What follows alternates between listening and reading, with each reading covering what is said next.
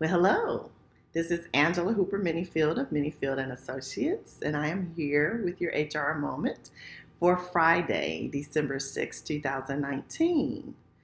So, we're at the end of the first week of December. This is a really busy time of year for a lot of people. A lot of people are taking off, but I can tell you for my business personally is getting really, really busy, and I think a lot of that is because a lot of people have objectives and goals that they had either wanted to accomplish within the 2019 calendar year, and some of that was training.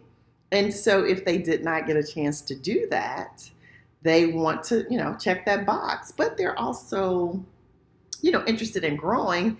And so by setting firm timelines, they're able to get that accomplished. So things are getting really busy in December, but I love busy. December tends to be really good months for me as far as engagement and activity. And then also organizations and people are looking forward to starting that next year strong. And so again, December can be a really good month to start thinking about training and planning opportunities. So one of the things that I've gotten quite a lot of questions about lately is from supervisors, leaders of organizations, and their concern is, how should they, as the manager or supervisor, or how can they deal with situations when their team behaves poorly in public? And this is a really good question because I've seen my share of that of late. And so as I was recounting a situation recently with someone who also is aware of the team and some of the behaviors that were exhibited, instantly I heard immediately, why didn't the supervisor do anything about this?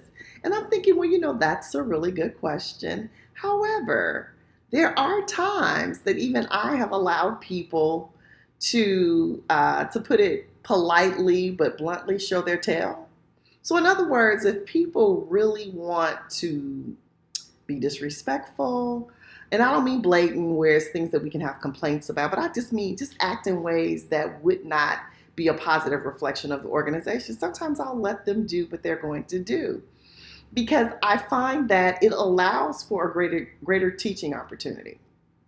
It gives us an opportunity to discuss a little bit of like what just happened and walk me through that, please. But then also to kind of see, what does everybody else do? Oftentimes in organizations, everybody is so busy waiting for the leader or the supervisor to say something that they will tolerate and deal with poor behavior.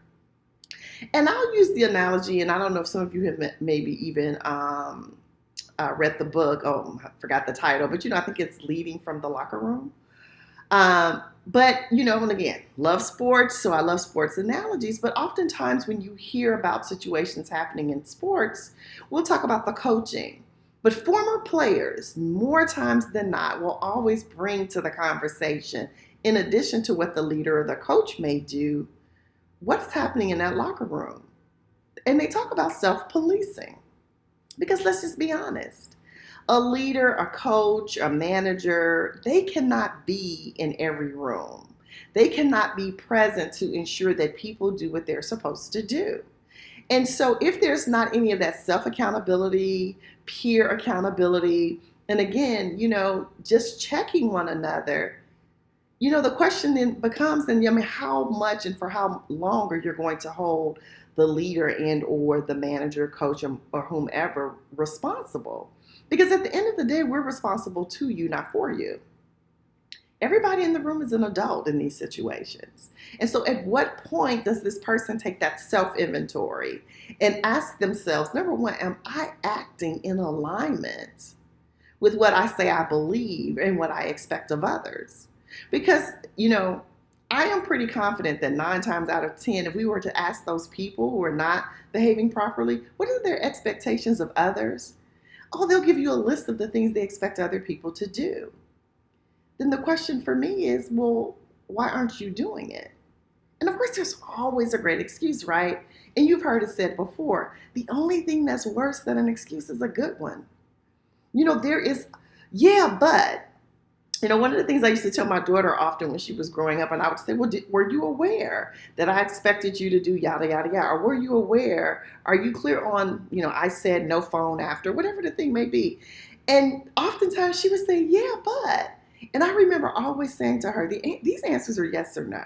So if you have to put a but in there, that means this is just a justification, something in your mind that you've used to support why that rule does not apply to you. So if you know that you have expectations and you expect people to behave certain kinds of ways, there are protocols, SOPs, standard operating procedures within your organization. But when it comes to, did you do that? And your response is, well, yeah, but. Then I think you have to ask yourself, are you living your message?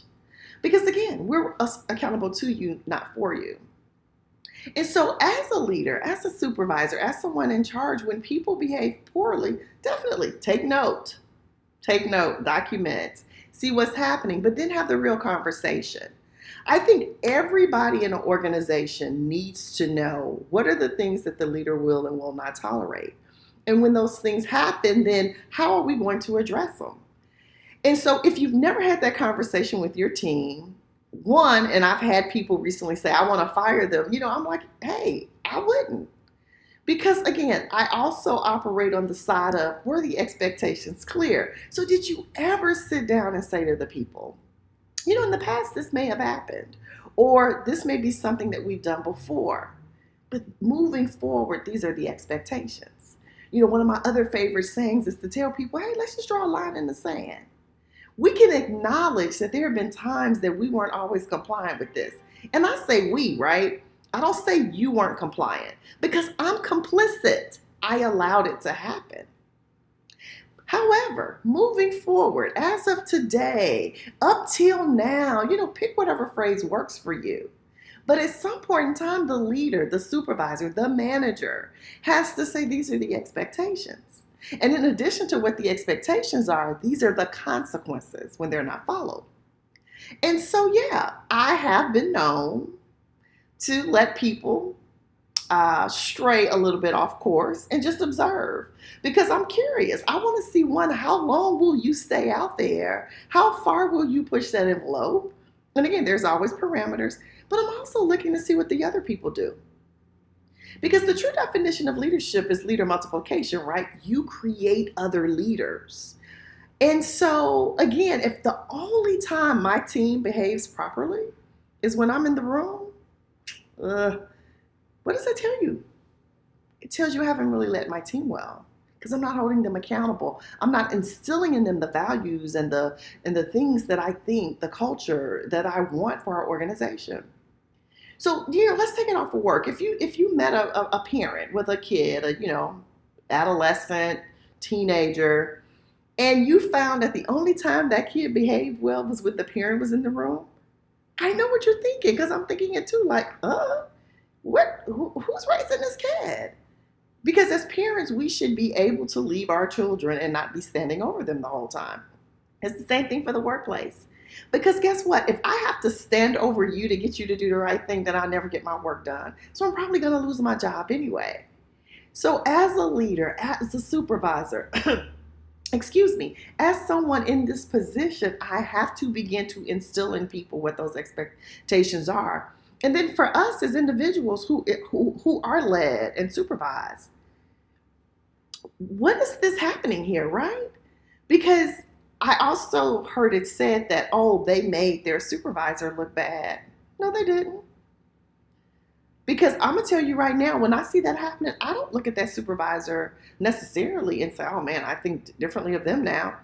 I'm looking at the individual. So they didn't make their supervisor look bad. They made themselves look bad. Now, are we a reflection of the organization that we represent? Of course, which is where that professionalism and all those other characteristics that we look for come into play. But let's be really clear.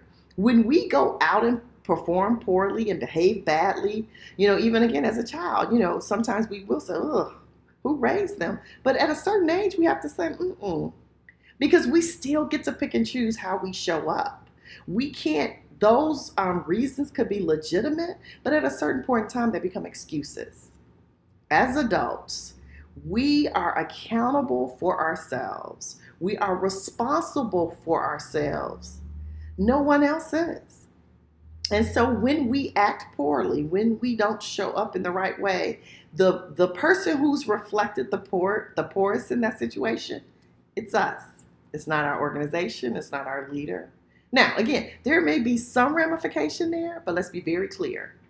The person who you disappoint the most is yourself. So let's lead ourselves and govern ourselves. And if we need to grow in that area, let's do the work. Because again, some of us can get the exposure and the access to things. We know all those things are true, but it doesn't mean you have to stay there. So as I leave you on this Friday evening, some of you are beginning to start having work socials, functions that you attend. And again, take the badge off, please. Don't do that. I was even joking and talking about Greek letters, right? Because I remember seeing people and I'm like, oh, don't act up in your letters. You represent your organization. So you are accountable for yourself. When you don't show up well, it's a reflection of you. However, as a supervisor, when I see it, I do have the authority to deal with it. And there are proper steps to do so. But one of them definitely includes, as I leave you, is ensuring that there were clear expectations. So again, have an awesome weekend. Again, today's Friday, December 6th, 2019. Represent yourself well, first and foremost. And then worry about how you reflect upon your organization, your family, and all these other people, right? Have a great day. This has been your HR Moment from Menifield Associates, and I'll see you soon. Take care, everybody. Bye.